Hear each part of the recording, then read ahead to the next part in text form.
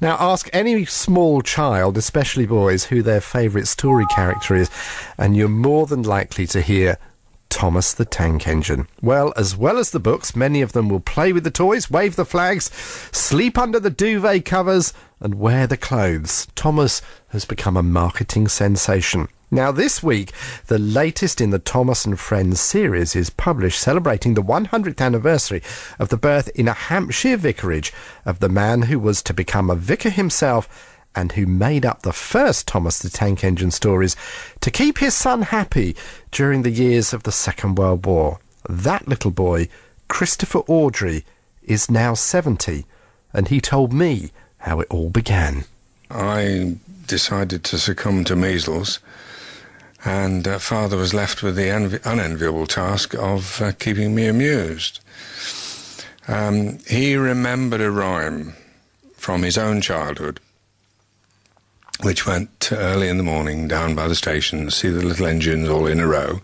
Along comes the driver, pulls the little lever, beep, beep, and off we go. And because words perhaps aren't terribly interesting to a 2-year-old, he drew a picture to go with it. It was a very simple picture. 6 engines lined up in an engine shed, front first, so he wouldn't have to bother about drawing the wheels.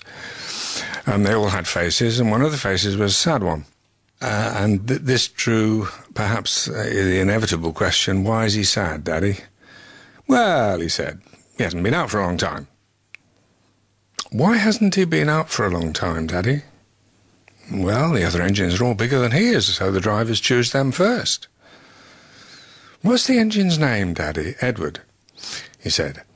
And anyone who knows the first couple of pages of Edward's Day Out, the first story, will probably recognise those answers as being incorporated in those first 2 pages.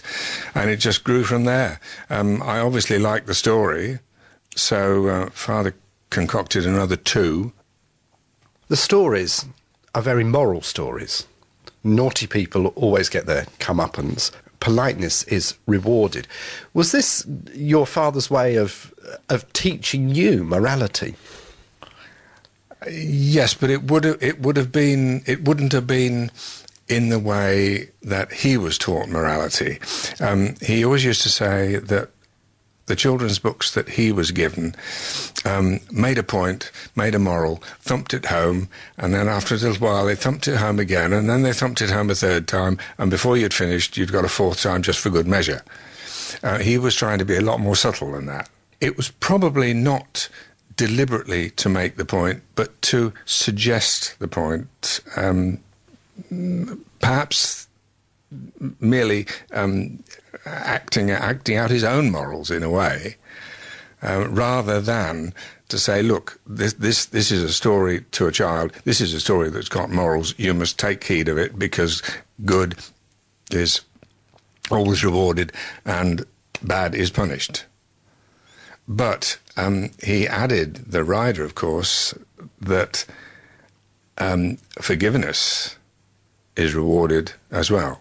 When Henry and Gordon and James go on strike, I think it's in book 5, they're protesting. It was very topical at the time because this would have been about 1950, 51. Very topical now.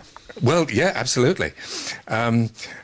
They go on strike because they're protesting against being forced to do menial duties like shunting. And they decide to go on strike, so Edward and Thomas and Percy run the line very efficiently. But eventually the big engines come to their senses and say that they're sorry for being difficult, and you know, they're allowed to come out and do their duties again as if nothing had happened. The bad is forgotten.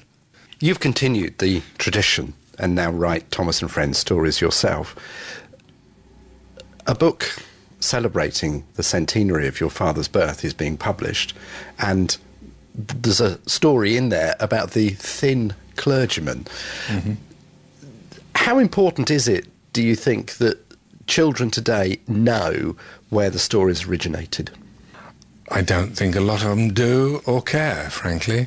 Many of the people we talk to on visits perhaps know the name Awdry, but aren't in fact conscious, A, that Father died 13 years ago, or B, that I've taken over writing from him. The Awdry name is all they know. So, you know, the elderly bloke with a beard or the greying chap without one is irrelevant. That's Christopher Awdry, who I met a few days ago. Now, whilst I was with Christopher, I did, of course, have to ask him about all the wealth that the Thomas the Tank Engine merchandise, including the toys, the events, the clothes, the television series, to say nothing of the books, must have brought to the Awdry family. Not probably as wealthy as most people expect. Yes, we're comfortable.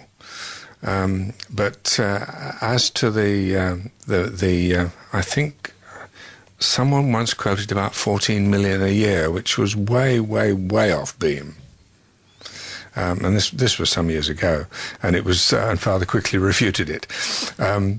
But it's created a lot of income, but not probably so much, anywhere near so much as most people think.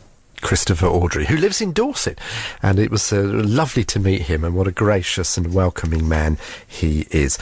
And that latest in the series, number 42, Thomas and Friends, by Christopher Awdry, took over writing the Thomas the Tank Engine series from his father when he died 13 years ago. Well, he took over before then, but Father W.R. Awdry died 13 years ago.